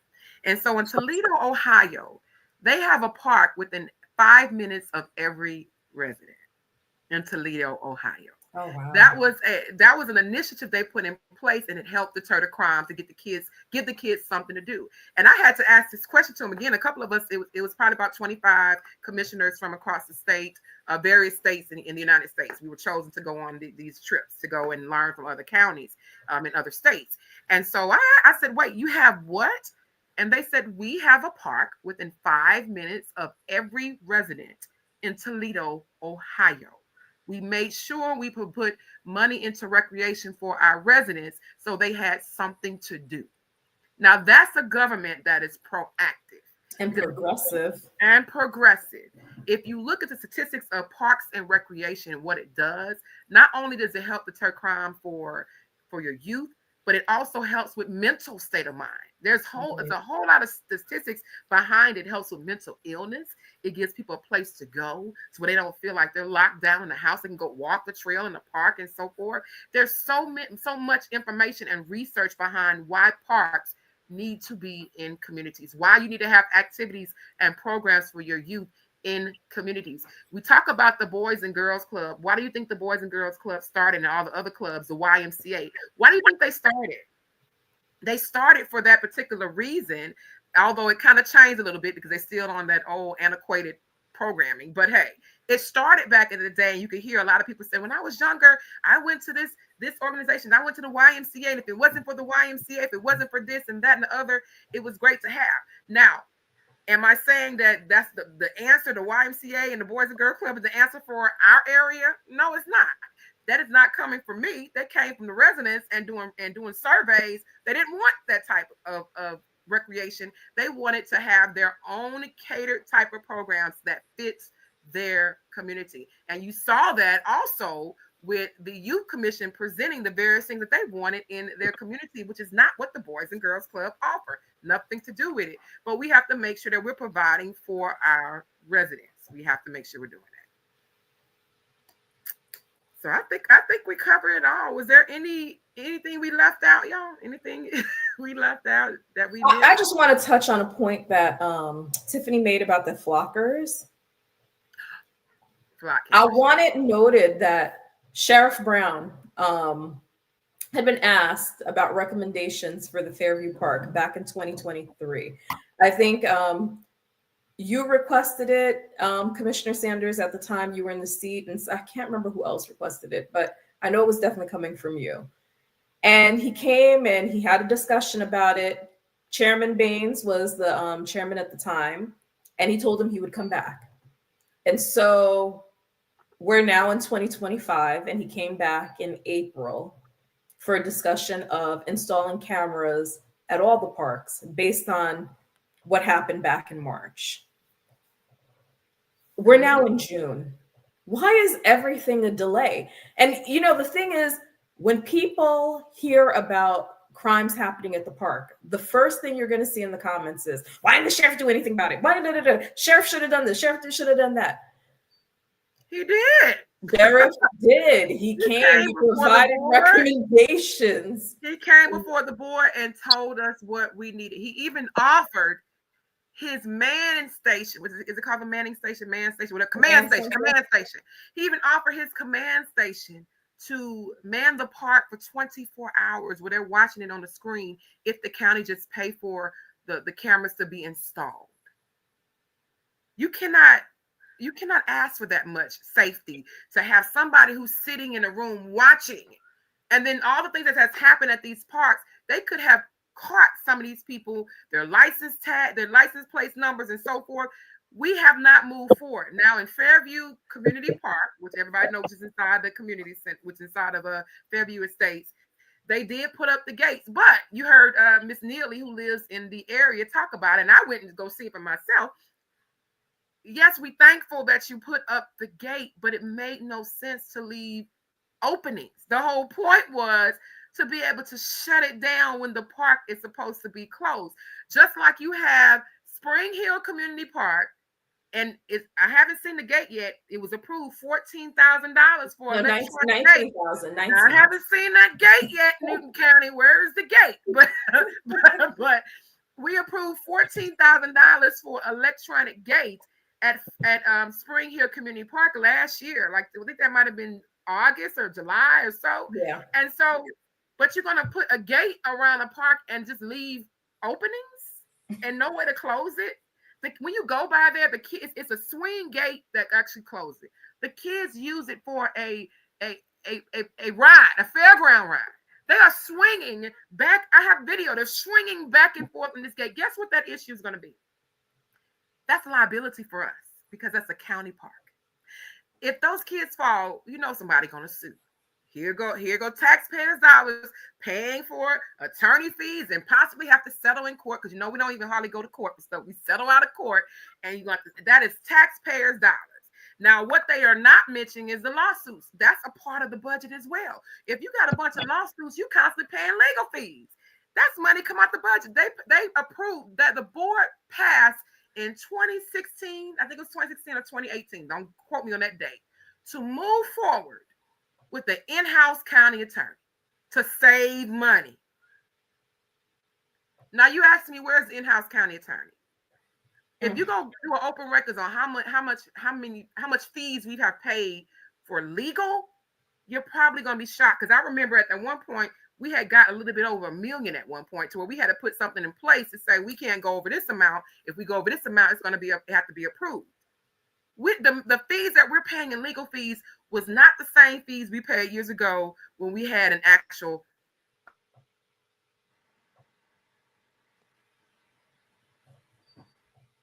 Oh, there's a little lag. Commissioner Sanders. Commissioner Sanders. I think I shared this. I think I shared this with everybody, but except for Tiffany. Something. Can you hear? Oh, now she's back. No. Oh, well, go ahead and share with everyone anyway, Denise. So, Tiffany, what I shared with some of the people like Maya and Marie and Terry, you know, Commissioner Long, they always talk about the waste and who doing what. But have y'all ever thought that when the former county attorney Megan Martin and the county manager sued the county, they was a part of Gerard and Davis law firm. So that's a slap in the face to the taxpayers and citizens that the law firm can sue us and we still got them as the law firm. And they used to do a contract that was year to year. They haven't been before the board in 2024 or 2025 to renew their contract. So apparently we paying them month to month. So they making even more money. So that's a huge waste. Fraud, waste, and abuse. Fraud, waste, and abuse. Where's the accountability there? But you can point out some projects and point out, you know, the fact Fraud, that waste, and it abuse. may or may not raise property taxes, which is not a completely true statement. But you can attach that to some concerns, but not attach it to very real concerns. And so as a taxpayer, I am very concerned about an open-ended relationship with a law firm that is not, you know, spelled out, that the expectations are not spelled out in the contract. That should be concerning to every taxpayer. Because I think this is going to be an important reason why, like, where Commissioner Long is inviting people to come to the meetings, I really do think the public needs to come from all districts. Like, first and third Thursday at 1124 Clark Street at 7 p.m., you should be there. I mean, that room should be jam-packed, and, you know, everyone should be using their 3 minutes for citizens' comments and doing research For example, one of the things I do is I request the commissioner's packets. I wish that, that commissioner's packet was available online, but since it's not, I do an open record request every 2 weeks and I request it so I can just have the details of what the commissioners are going to be speaking about. So they're trying to deter us, but I think more of us need to show up from every single district. We need to know where every penny is going. Yeah. And the reality of it is, some people may feel like, hey, District 3 is having an issue with crime. You can't contain crime. So it's in everybody's best interest that we work together as a community, as one community, to make sure that all of Newton is safe. So, well, like I said, there are some communities that are getting it right. And so if there's a concern, then we need to address the concern, not sweep it under the rug, not be dismissive, to go and see how to get it right, because we shouldn't have to travel to parks and rec in neighboring counties. That just should not be, especially when we are paying taxes in Newton County. So for me to travel to a pool or a park in Gwinnett or, Henry or wherever, to me, that is Rockdale, wherever, to me, that is not a real solution. It's not a long-term solution. We have some long-term solutions here that the board needs to make good on, and that's grants. Grants are the answer to offset taxpayer costs. And so we just need to have some forward motion. We need to stop paying consultants. We need to stop paying project managers. If we are not going to make good on these projects, then that amounts to fraud, waste, and abuse. Why are we paying a project manager and there has been nothing done to move forward with, the contract, as Terry said, creating a contract, creating a plan, reviewing properties in a authentic way to purchase the actual property, not just, doing a survey of the land, with some intentionality. We need to be purchasing a property. We need to be having some kind of movement, not just paying a consultant. I don't know why we're paying a consultant and there's no plan to move forward. Have we even, we said there's no contract to accept the grant. So why are we paying a consultant exactly? Some things just principle. All of that is pure, the play in our face. Like, okay, we're gonna help y'all. We're gonna do this. We're gonna do that. Not adding up. And I think some people are upset that we're doing the math, and we understand that the math is not mathing. I mean, you told them back in December that we understand and we overstand. Mm-hmm. So I think they forgot that you actually told them that their acts are diabolical. I mean, well, it is. You gotta call it out. You can't. I am as concerned today as I was then about the inauthenticity of the people who are elected to serve us. And like I said, you might be representing one district or another, but you are actually a sitting commissioner and you are there to represent all of Newton. You're calling it a one Newton. Help us to feel like a one Newton. We want to be inclusive of all things that are great about Newton County. So, with all sincerity, I hope that this conversation reaches the people who it needs to reach, because we just would like to see some meaningful dialogue and some actual plans on paper, how to move forward with 2017 projects, with 2020 projects, with 2021 projects, with SPLOST funds, with grant funds. Like, this is getting ridiculous. And it's to the point where people are disappointed and frustrated. You can call it angry, you can call it, but I will tell you right now, if this were going on in your community, you would not just lay down and just take it. You would be voicing your concerns just like we are. Right. I am frankly tired of the talking points and the talking circles. I'm just over it because I want to see action. I want to see them tearing down some trees to build a youth facility.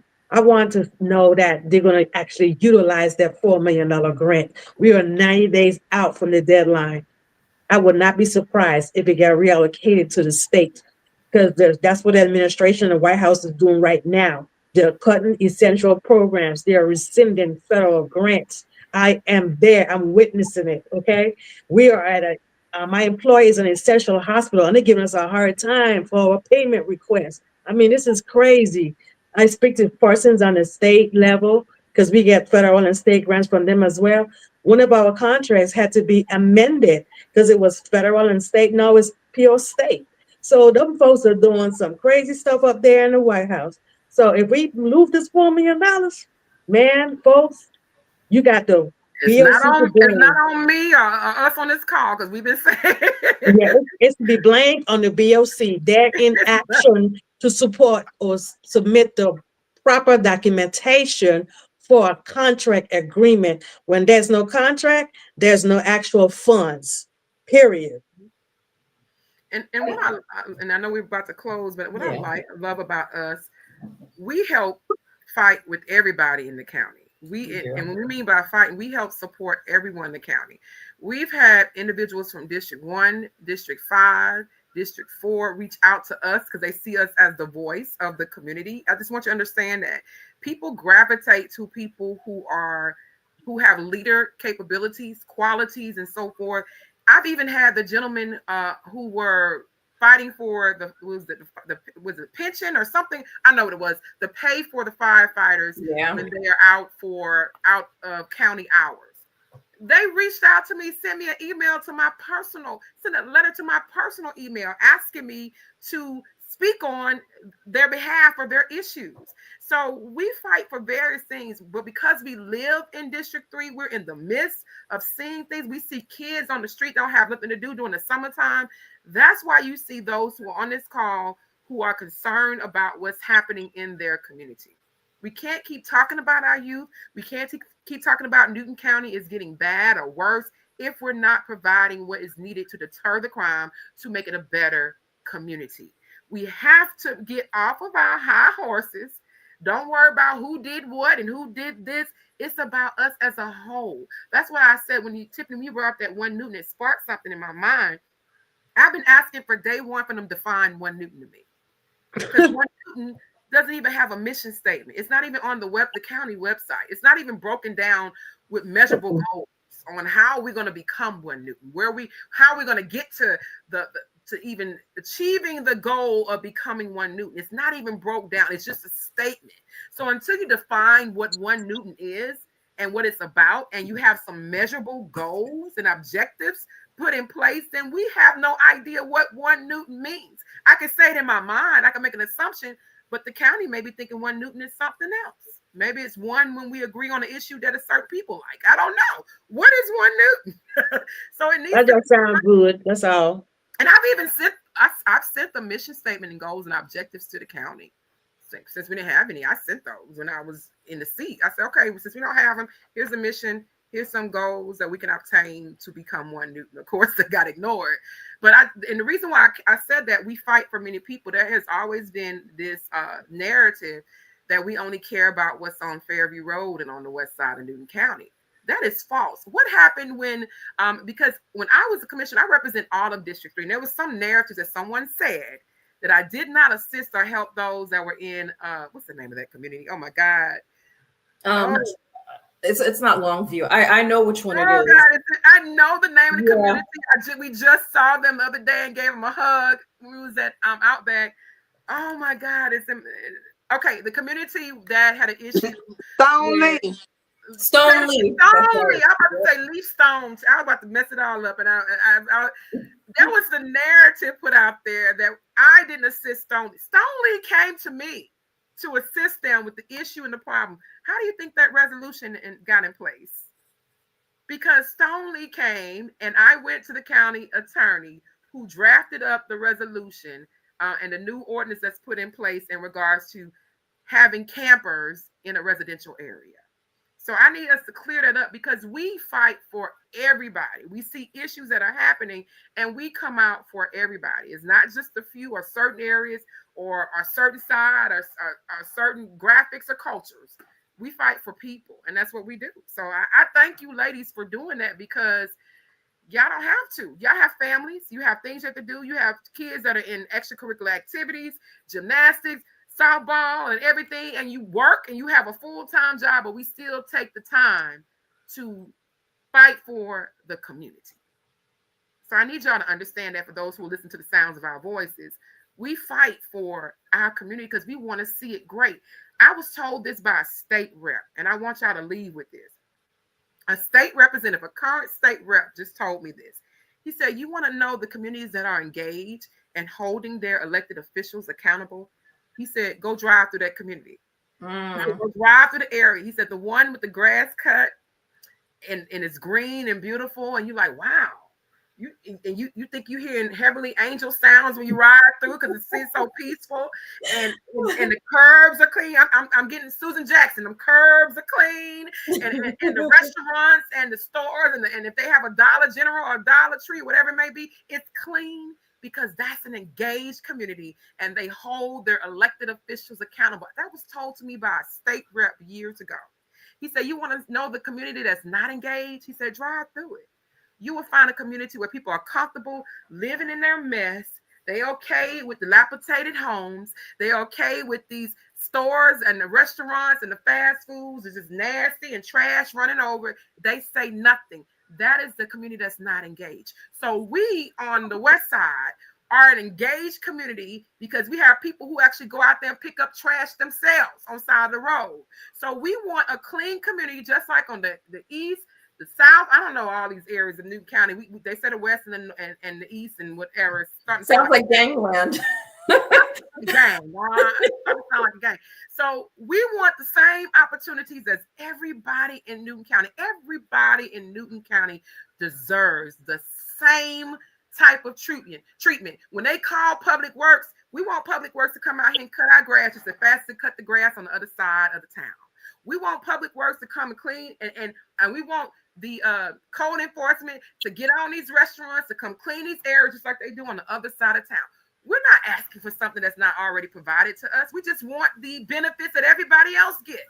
Everybody else. When people actually talk about Newton County, that live outside of Newton, they're not talking about District 3 or District 1. Mm-hmm. If one part of the district looks bad, it all looks bad. If one part is lacking, the whole county is lacking, Newton County. Mm-hmm. So from the outside looking in, nobody cares whether it's District 3, 1, 2, 4, 5. If one part looks bad, the whole looks bad. And like we support, Turner Lake looking good and people in the improvements that they've made to the softball fields because we frequent them. Mm-hmm. We support the addition onto the Turner Lake gym and the senior services. We support all of that, because it's part of where we live. Yeah. It's part of the quality of life in the county in which we live. So we just want it to be that love to be spread across. Let us get a little piece. Give us the crumbs that we paid for. The great thing today, and I keep things coming today, as I stated earlier, I had to teach at the law and leadership class. Disclaimer again, I was asked on Friday, not before the presentation, which is sad I have to do that. One of the things I had the youth to do, I said, if you had to stand in front of or speak to your elected officials right now, what would you say to them? And actually, you could see some of it. Taylor Made actually shot a video of some of them. You could see we were in that conversation, and you would have heard the youth talk about the bad roads in Newton County. These are teenagers. They are paying attention. They talked about the bad roads. You would have heard and if you go on my page, I shared it from Taylor May's page. They talked about safety at Denny Dives and parks and recreation. They mentioned us. So that didn't come from me. I asked them to tell me. They told me this. So I said, if you had to stand in front of your school board, your city council, if you live in incorporated Newton, or if you live in unincorporated the county, which is for everybody, the county, what would you tell them? and you just saw a snippet, but they had multiple issues with the county. This came from our babies, our future.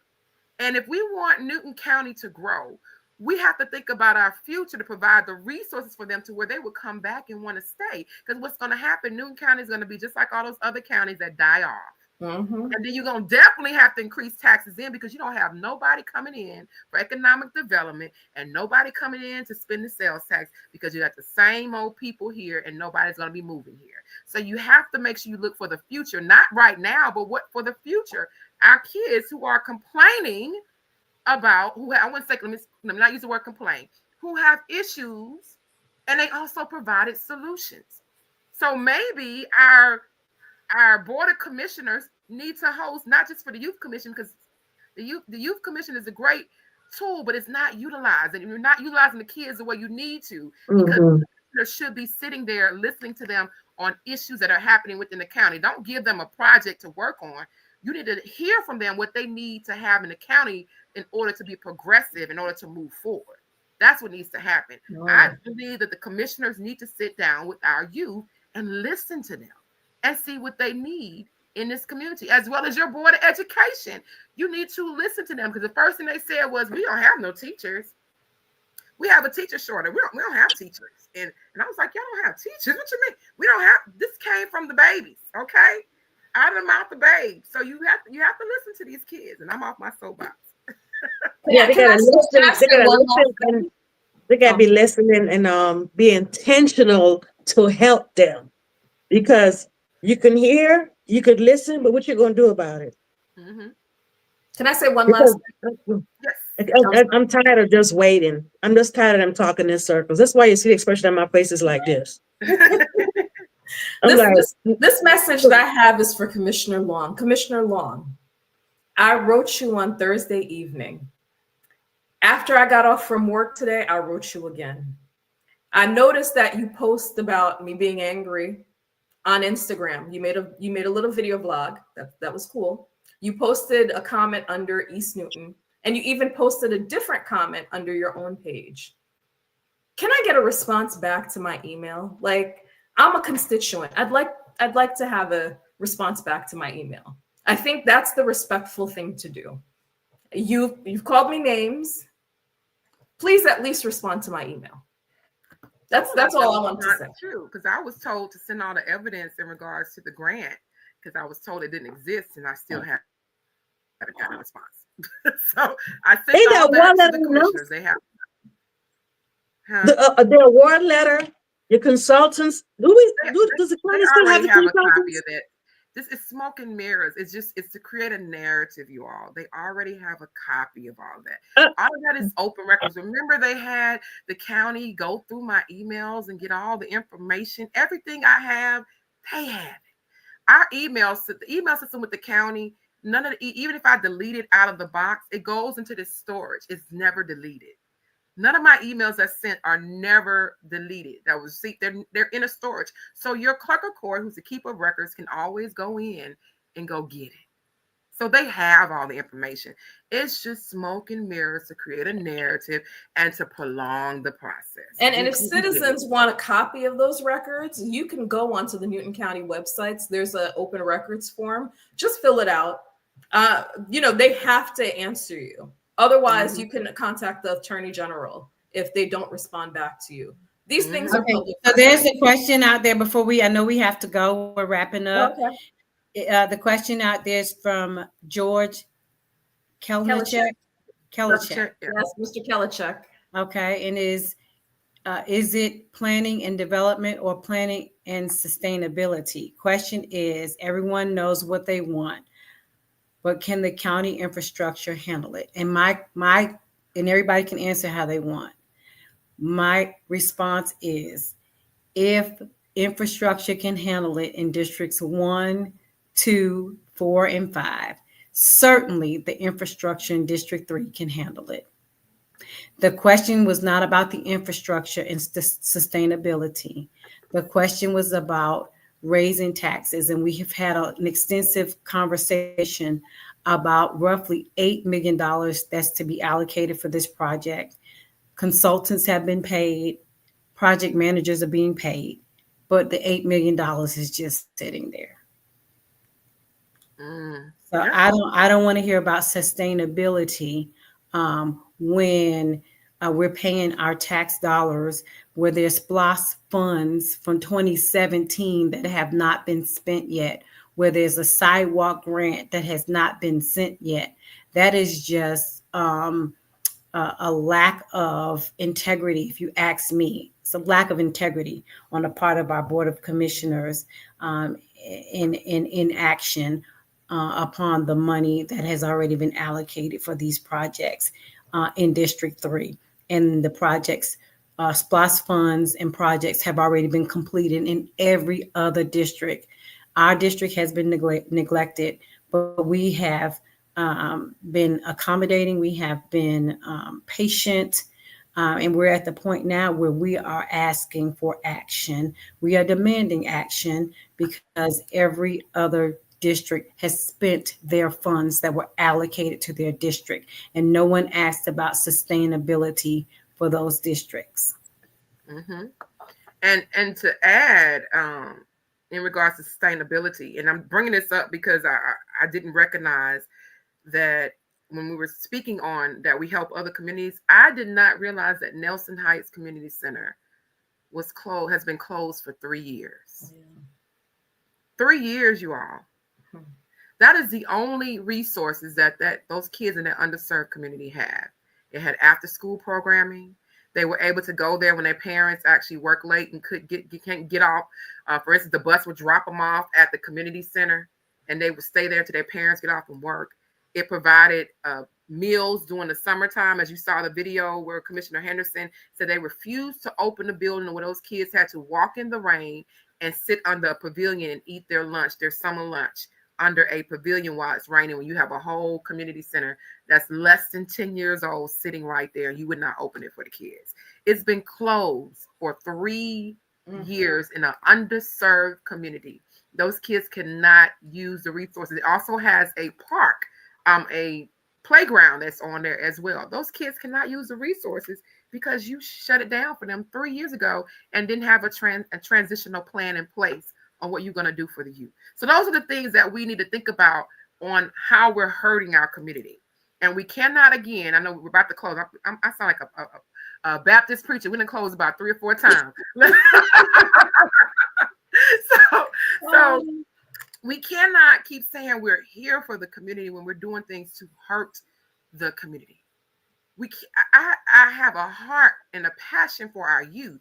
And when you're not taking care of our youth, and then we can't, you hear some comments, they say, well, you're just only talking about a certain type of race. Let me break down the statistics of Newton County. Let's break down the census of Newton County. District 3 is almost 70% minority. And meaning minority is Black and brown, 70%. So it's not that we're going for a particular race. That's what's in the area. So you cannot say. So on the northern side of District 3, it's a little bit more diverse, a little bit mixed, and one more race than the other. So that's what the makeup for the area, people who bought and purchased their homes in that Commissioner Sanders, I just wouldn't even give that argument any credit or any credence. It's ridiculous. It's nonsense. Like I said, if we lined up each district and the projects that have been completed in each district, we will see where the gaps in services are. Like Judge Judy said, don't pee on my leg and tell me it's raining. I don't want to hear anything. I don't want to hear, I'm not going to buy into the argument about us fighting for or you fighting for a race. It's not about race. It's about right and wrong. And if you line up the progress that has been made with tax dollars and SPLOS funds, district by district, you will see that there's a severe deficit in one district, and that is District 3. And there we have it, you all. Thank you all for, I don't know if anybody had something else, but thank you all. I'd like to do this again. I really think that we should do this in short spurts and inform community members that aren't able to attend the meeting, or if there's something that they need to learn, because I certainly have learned a lot this past year. Mm-hmm. So, I mean, there's like even the open records request. I never knew I could request that, and now I do every 2 weeks. So, and that's a good thing. You have to stay. You're taxpayers. You pay taxes in this county. Your taxes fund the resources that are in this county. So you have a right to ask questions. You have a right to show up. You have a right to speak in a public meeting because there's citizen comments. You have that right. So if you send 12,000 letters a day, as long as you're not threatening anybody, you have that right because you are a taxpayer. You are a citizen of the United States of America. You're a resident of Newton County. So for anybody to say you coming up too much and talking, then you have to question their leadership and why they don't want you to hold them accountable. And on that note, we thank you all so much for tuning in with us. We're going to do this again on Let's Talk Newton. Hopefully we'll have some more residents come in. And whether you're in another district, it's about Newton County. Talk about various things and how we can provide solutions. We're going to provide solutions. So thank you all. And you all have a good night. Love, peace, and soul.